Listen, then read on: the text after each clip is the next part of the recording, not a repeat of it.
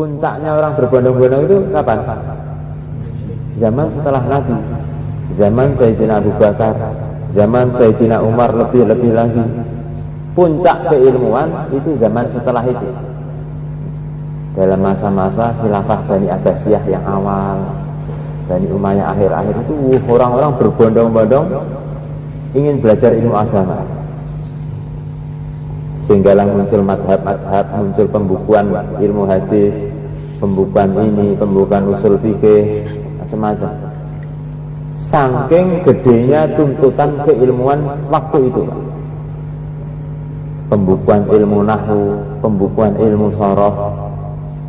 Lah hadis Nabi tadi mengisyaratkan ketika orang berbondong-bondong datang itu, mereka tidak menemukan seorang alim melebihi seorang alim yang muncul dari kota Madinah. Siapa itu?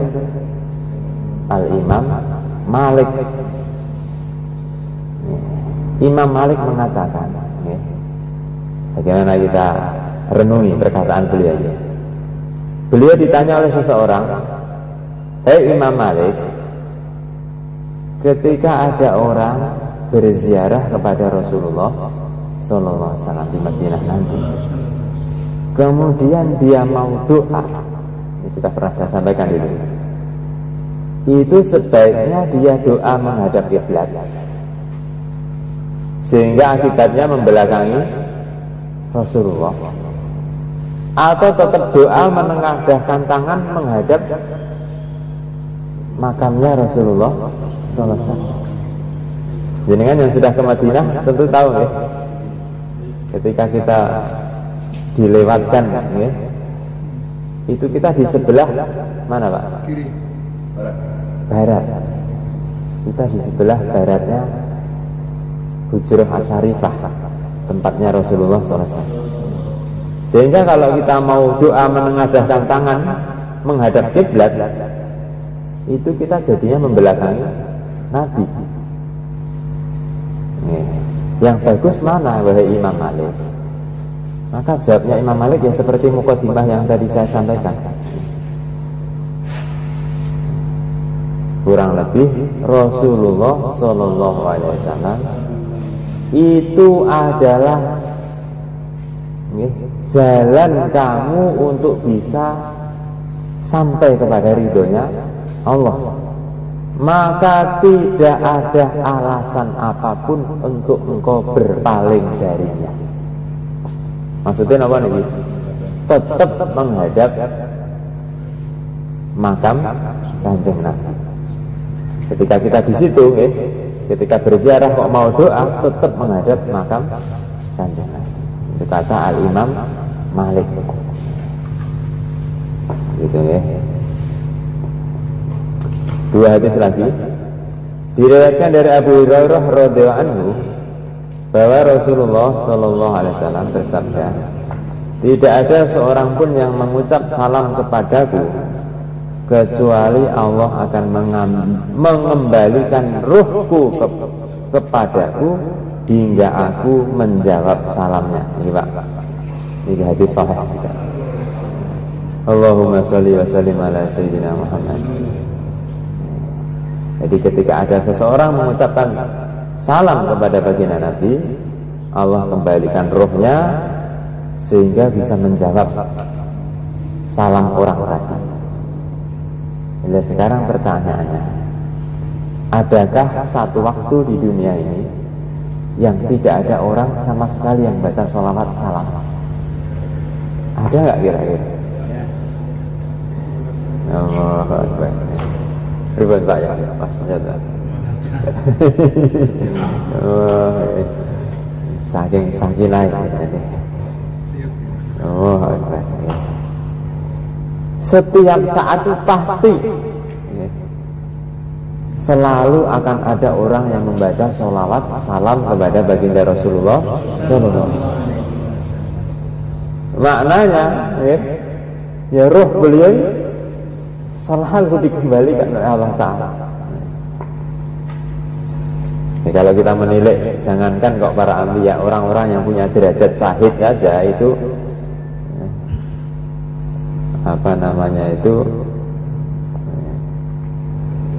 bal ahyaun inda rabbihim yurzaqun.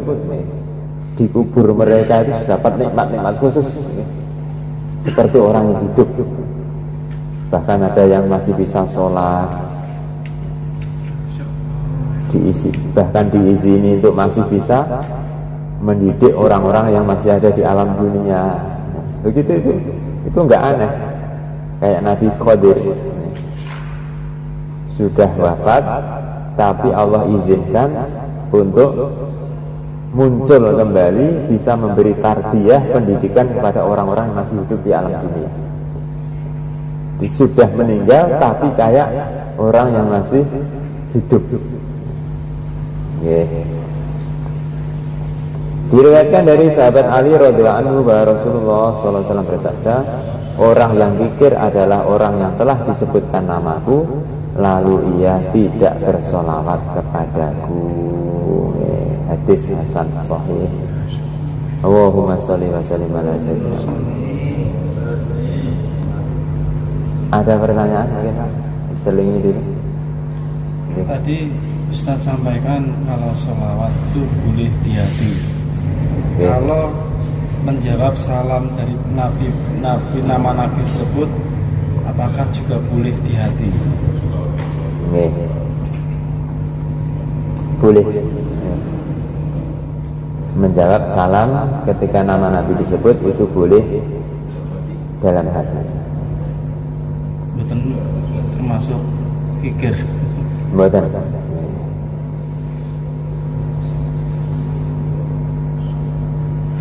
Tapi kalau menjawab salam dari orang itu harus zahir.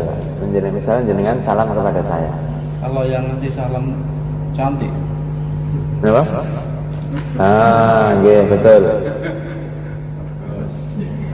Salam yang wajib dijawab adalah salam yang hukumnya mubah diucapkan kepada kita.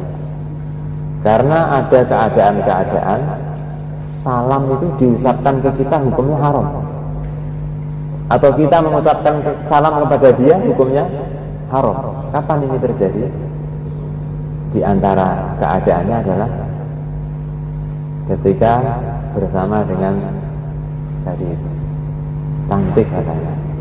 Mau cantik mau enggak, yang wanita ya cantik, masa wanita ganteng halus. Ketika kita dia ini posisinya wanita yang sendirian, itu kita mengucapkan salam kepada dia hukumnya haram. Haram. Tanpa alasan. Misalkan tetangga nih. Tetangga itu tangga itu dan saya juga nurut juga. Gimana sih? Niku boleh halam. Tetapi ibaratnya para ulama itu begitu. Mengucapkan salam kepada seorang wanita yang sedang bersendirian, ini hukumnya haram. Termasuk WA itu juga. Iya, termasuk ini. Salam itu bisa dengan ucapan, bisa dengan teks tulisan. Ketika salam diucapkan dengan dikirim lewat tulisan, jawabnya bisa lewat tulisan, bisa lewat ucapan. Tapi ketika salam diucapkan dengan lisan, jawabnya harus dengan lisan juga. WA nih, assalamualaikum, kirim ke si dia, wanita yang bukan mahram, ini hukumnya haram. Termasuk menjawabnya. Kalau menjawabnya, sebentar saya agak lupa. Oh masalah, karena ada sedikit kalau mengawali salam dari laki-laki ke wanita yang sendirian itu hukumnya haram. Menjawabnya wanita ini juga hukumnya haram. Tapi sekarang dibalik. Seingat saya itu katalia itu dibalas tapi di hati. Apa-apa? Ya kalau itu boleh, jadinya nggak kelihatan kita membalas dia. Nanti ada pembahasan lain ketika si wanita ini yang lebih dulu mengucapkan salam. Ini ada pembahasan lain.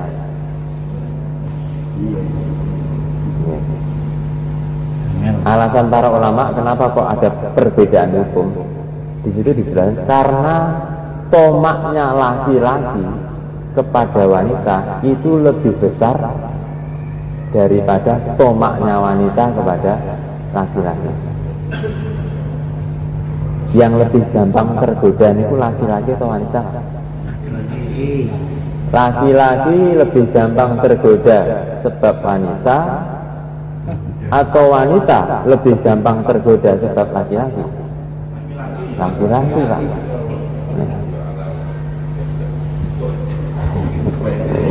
Nggih. Profesi ya. Nggih. Anggota kita kan banyak poluan tuh. Ya. Nanti kapan-kapan saya bukakan dan saya kok perinciannya lengkapnya saya perlu buka lagi aja. Di telepon juga sama perempuan itu sama. Nggih, sama. WA sama telepon. Yang bukan makrom ya boleh. Tapi kalau dinikahi boleh. Karena ada orang-orang itu yang dalam hadis-hadis itu disebutkan fi qalbihi marad, di hatinya ada penyakit. Ini ku begitu ya, dijawab salamnya ngoten, apalagi yang jawab sambil sedikit senyum itu langsung awet nom kemana-mana hatinya. Itu ada ya. Keluar kupu-kupu, keluar bunga-bunga. Sudah tua. Pak Mustafa.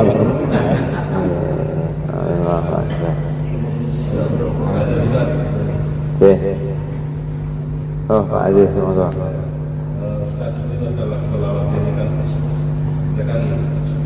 ada sudah di dalam Al-Quran juga Allah SWT mengatakan tentang bagaimana selawat kepada Nabi Muhammad. Apakah sendiri juga kita bisa banyak. Nah terus kita banyak menemukan selawat ini memang yang dikatakan oleh mungkin Para ulama. kita sejati gitu ulama-ulama kita. Iya. Itu gimana kedudukannya dengan selawat ini? Nggih, Allahumma shalli ala Muhammad. Kaminan lagi, masih banyak waktu. Niki mungkin kita apa namanya? Pertemuan kali ini hanya sampai maghrib. Ada pertemuan nanti. Tadi. Dan alhamdulillah sekarang sampai maghrib ini agak panjang.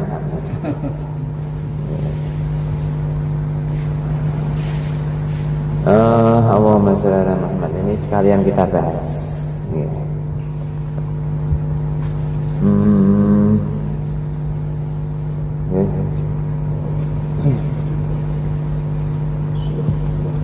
Yang pertama, ulama-ulama kita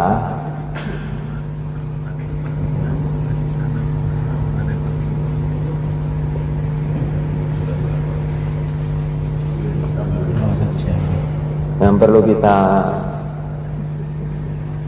sampaikan, para ulama kita yang dengan istihadnya beliau membikin susunan-susunan sholawat yang mungkin susunan seperti ini secara tekstual belum pernah diajarkan oleh Rasulullah Sallallahu Alaihi Wasallam. Itu tidak ada satupun yang mengatakan bahwa sholawat ini lebih afdal, tidak. Tapi para ulama kita mengatakan sholawat yang paling afdal adalah sholawat Ibrahimiyah yang kita baca ketika kita dalam sholat, dalam tasyahud akhir. Allahumma sholli ala Muhammad wa ala ali Muhammad kama shallaita ala Ibrahim wa ala ali Ibrahim. Itu satu. Para ulama yang membuat susunan-susunan sholawat yang belum pernah diajarkan pada zaman Nabi itu tidak mengatakan susunan ini paling afdal, tidak. Semua sepakat yang paling afdal adalah susunan yang diajarkan Nabi, khususnya sholawat Ibrahimiyah. Itu satu yang perlu kita. Kemudian masalah yang kedua, masalah susunan lafaz yang belum ada pada zaman Nabi. Ini bagaimana ini? Ini kalau ingin bahas ini nanti larinya ke pembahasan bid'ah lagi, Pak. Pembahasan tentang pertanyaan ini, subhat pemikiran seperti ini, itu nanti jawabannya adalah seperti jawaban tentang makna bid'ah. Ada yang memahami makna bid'ah dengan terlalu sempit. Ditambah mereka sendiri juga tidak konsisten dalam kesempitannya itu. Dalam hal-hal yang tidak sesuai dengan pendapat mereka, mereka berkilah. Seperti bid'ah, semua bid'ah, kullu bid'atin dolalah. Semua bid'ah adalah sesat. Kalau begitu semuanya bid'ah. Adanya mikrofon, adanya madrasah-madrasah yang dibangun, mereka berkelit, oh itu bid'ah duniawiyah, nggak apa-apa kalau itu. Yang nggak boleh itu kalau bid'ah dalam urusan ibadah, itu sudah lain lagi. Tadi awalnya semua bid'ah dolalah, tapi ketika dihadapkan permasalahan seperti ini punya alasan. Tapi alasan para ulama kita malah nggak diterima oleh mereka. Kalau ulama mereka loh punya alasan, ulama kita juga punya alasan. Al-Imam Syafi'i itu membagi bid'ah jadi dua. Bid'ah madmumah yang dicela dengan bid'ah mamdudah yang dipuji. Itu Al-Imam Syafi'i. Nanti pembahasannya seperti itu, Pak. Termasuk hadis-hadis yang bagaimana seorang sahabat iktidal terus baca doa yang belum pernah sama sekali diajarkan oleh Nabi. Gimana itu? Hamdan katsiran thayyiban mubarakan fih. Oh, ini sama sekali belum diajarkan oleh Nabi. Dibaca, disusun sendiri oleh sahabat tadi, dibaca dalam sholat bahkan. Bukan di luar sholat, dalam sholat. Ibadah yang paling tinggi, yang paling rumit aturannya. Dibaca di situ ternyata dimarahin Nabi enggak? Enggak. Mereka berkelit. Oh, itu kan zaman Nabi, zaman tasri', penetapan syariat. Bukan doanya sahabat itu yang boleh diamalkan, ketetapannya dari Nabi yang menjadikan doa itu boleh diamalkan. Berkelit. Ilallah. Maka kita tanya satu, sahabat yang baca doa tadi itu kira-kira tahu nggak hadis kullu bid'atin dolalah? Paham nggak sahabat tentang hadis kullu bid'atin dolalah? Sangat paham. Tapi kok beliau berani membuat susunan sendiri seperti itu? Karena beliau paham hal seperti ini bukan termasuk bid'ah yang dolalah. Bid'ah dolalah itu rock mini, you can see, itu bid'ah dolalah dalam urusan pakaian. Dalam urusan ibadah menganggap orang Islam najis, masuk masjid dipel, itu bid'ah yang dolalah. Dongo bareng-bareng pada pakai dasi itu masuk benar.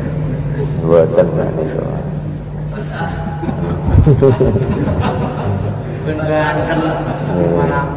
Kalau rambut dicat hijau itu geralah. Karena menyerupai ciri orang fasik. Segi Kiai Hasyim Asy'ari waktu di Den Haag itu suruh pakai dasi pakai jas nggak mau, tetap pakai juga seperti itu. Nggak apa-apa, itu lain lagi. Babnya lain lagi.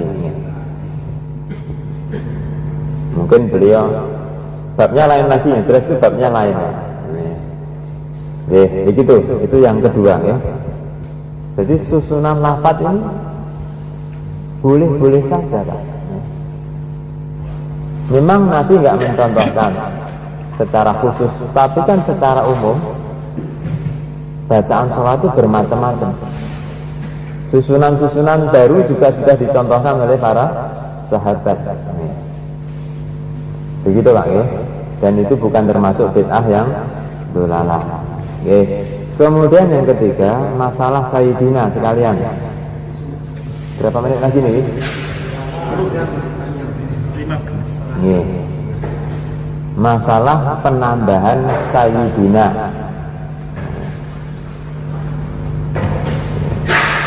Wah, ini banyak jawabannya.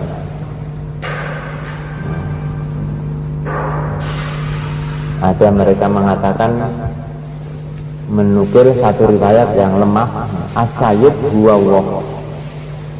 Sayyid itu Allah. Yang layak dapat sayyid, gelar sayyid itu adalah Allah. Kenapa kok kalian baca sayyidina kepada Nabi? Apakah benar ini? Apakah penisbatan ya, penobatan gelar sayyid kepada selain Allah itu juga ada dalilnya? Banyak. Saya bacakan ya. Termasuk dalam surat Ali Imran ayat 39.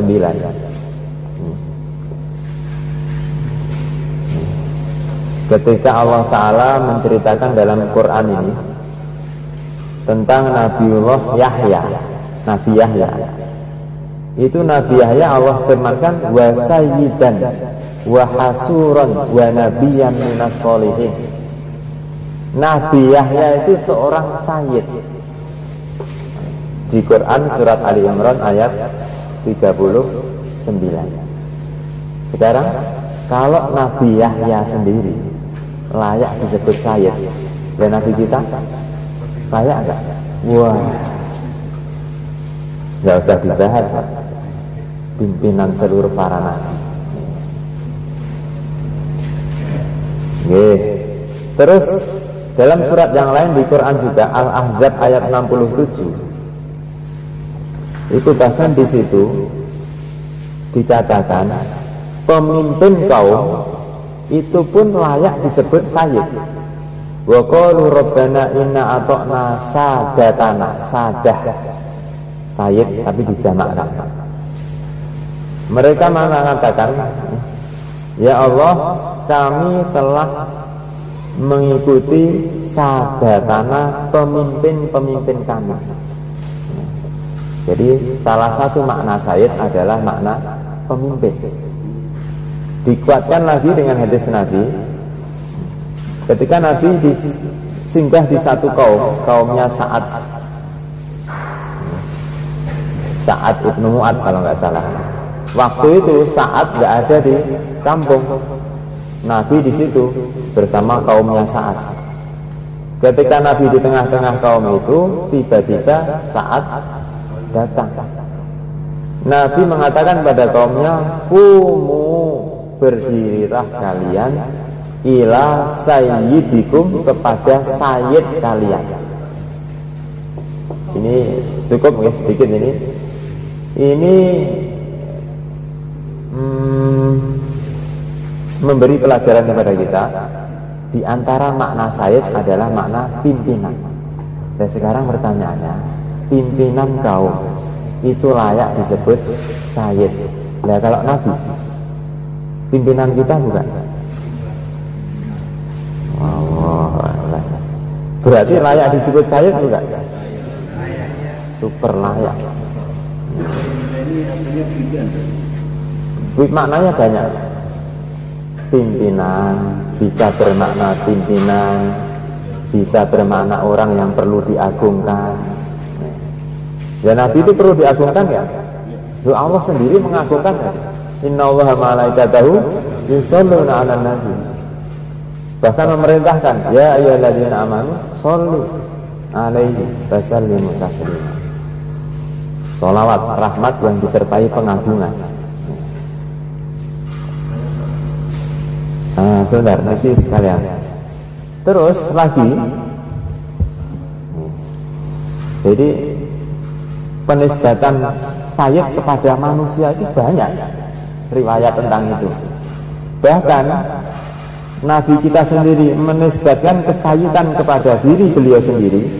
Itu beliau dalam sebuah riwayat mengatakan, aku sayyidu waladi Adam.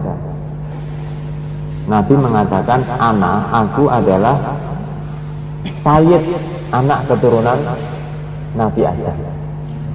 Wa biyadi liwa'ul hamdi yaumal qiyamah. Di tanganku lah nanti pada hari kiamat pemegang bendera pujian kepada Allah Ta'ala. Nabi menisbatkan kesayyidan kepada dirinya sendiri, itu juga ada dalilnya. Hanya saja ketika Nabi ditanya oleh para sahabat, ya Rasulullah SAW, bagaimana kami membaca sholawat kepada engkau? Ini konteksnya lain ya. Ya Rasulullah, bagaimana kami membaca sholawat kepada engkau? Maka jawaban Nabi, ucapkanlah Allahumma sholli ala Muhammad tanpa ada sayyidnya. Tanpa ada sayyid. Sahih ini hadisnya. Tapi hadis ini bukan larangan baca sayyid. Itu jawaban Nabi sebagai jawabannya orang yang tawadhu. Beliau pimpinannya orang tawadhu, tentu tidak etis. Tentu nggak pantas lah kalau beliau menyuruh, kalau kalian mengucapkan sholawat kepadaku, tambahi gelar yang banyak ya.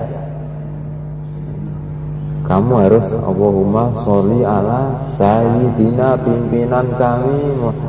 Tentu enggak etis ini.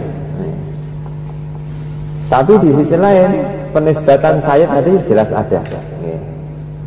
Kemudian satu lagi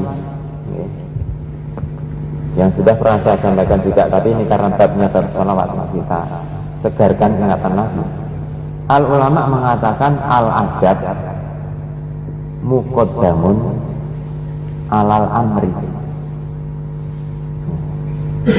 Adab didahulukan daripada perintah. Dalilnya apa itu? Ketika Sayyidina Abu Bakar ngimami sholat di saat baginda Rasulullah SAW sedang safar. Lah di tengah-tengah sholat Nabi datang. Para jamaah memberi isyarat kepada Sayyidina Abu Bakar untuk mundur. Nabi memberi isyarat kepada Sayyidina Abu Bakar untuk terus ngimami. Jadi Nabi memerintahkan Sayyidina Abu Bakar untuk terus ngimami. Sayyidina Abu Bakar malah mundur. Akhirnya Nabilah yang jadi imam. Apakah dimarahi oleh Nabi? Tidak, hanya ditanya, apa yang mendorongmu untuk mundur dari posisi imam, sedangkan aku perintahkan engkau untuk terus meneruskan sholat? Nabi nggak marah. Nabi bertanya, ingin tahu alasan. Dari sini pun ada pelajaran bahwa alasan dalam melakukan sebuah amalan itu juga menentukan hukum. Apa jawaban Sayyidina Abu Bakar? Ya Rasulullah sallallahu alaihi wasallam, tidak layak. Ada Pak? Jawabannya itu ada. Tidak layak Ibnu Abi Quhafah, anaknya Abu Quhafah, maksudnya Abu Bakar, untuk sholat sedangkan di belakangnya ada Rasulullah SAW. Dan ini diakui oleh Nabi. Nabi memerintahkan Allahumma sholli, nggak pakai Sayyidina. Nanti kita kok ditanya di akhirat sama Nabi, sampean para pembaca Sayyidina ketika di dunia, kok kalian baca sholawat kepadaku kalian tambahi Sayyidina itu piye karepe? Maka kita jawab seperti jawaban Sayyidina Abu Bakar. Ya Rasulullah, pemimpin-pemimpin dunia saja itu kalau langsung dipanggil namanya aja nggak pantas. Lewat ada Pak Jokowi lewat. Jokowi. Oh iya. Pantas. Pak Mustafa langsung. Nggak usah pakai Pak. Tiba-tiba langsung namanya. Pemimpin-pemimpin dunia saja langsung kita sebut namanya rasanya nggak pantas. Apalagi engkau ya Rasulullah. Nggak kuat saya menyebut langsung nama engkau tanpa menambahkan Sayyidi, karena memang engkau lah pemimpin kami ya Rasulullah. Oh, pinter kamu. Mana kamu belakangnya Abu Bakar mana? Amin amin amin. Ya kalau yang larang-larang ditanya Nabi, kenapa kok kalian larang-larang? Ya mengucapkan Sayyidina ini. Masalah ini Pak nanti Pak. Aku kan nggak pernah larang. Kok kalian larang-larang itu loh? Malah kalian bid'ahkan. Nah itu saya nggak tahu kalau itu. Di belakang hujan. Gitu.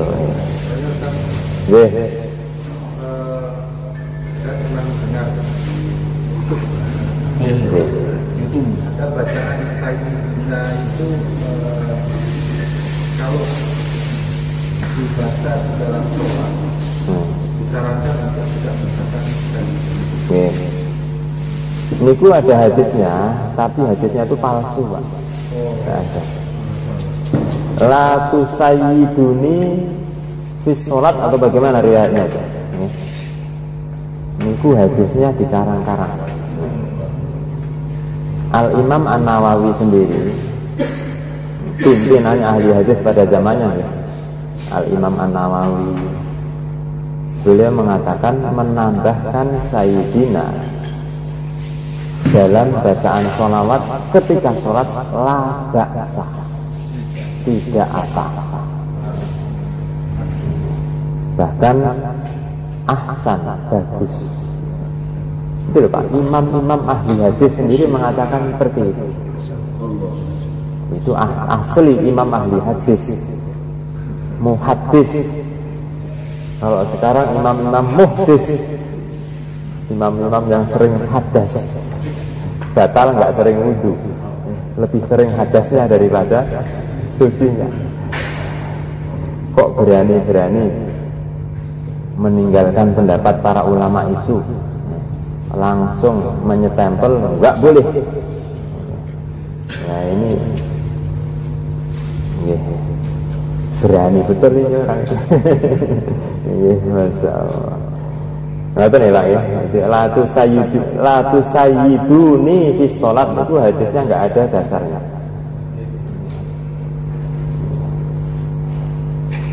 Begitu. Ya anehnya orang-orang yang mengagung-agungkan pokoknya hadis kudu sahih, dhaif, itu ketika dalam urusan-urusan seperti ini untuk menguatkan madhab mereka, dhaif pun dipakai. Aneh. Di satu sisi kudu dhaif, kudu sahih. Tapi di sisi lain yang sesuai dengan kepahaman mereka, dhaif pun dipakai. Buatan konsisten namanya. Semoga Allah Ta'ala memberikan kita kepahamannya lurus, kecintaan pada baginda Rasulullah SAW. diberi taufik untuk banyak membaca sholawat kepada beliau. Amin. Subhanallah kandi, subhanakallahumma wa bihamdika asyhadu an la ilaha illa anta astaghfiruka wa atubu ilaik. Assalamualaikum warahmatullahi wabarakatuh.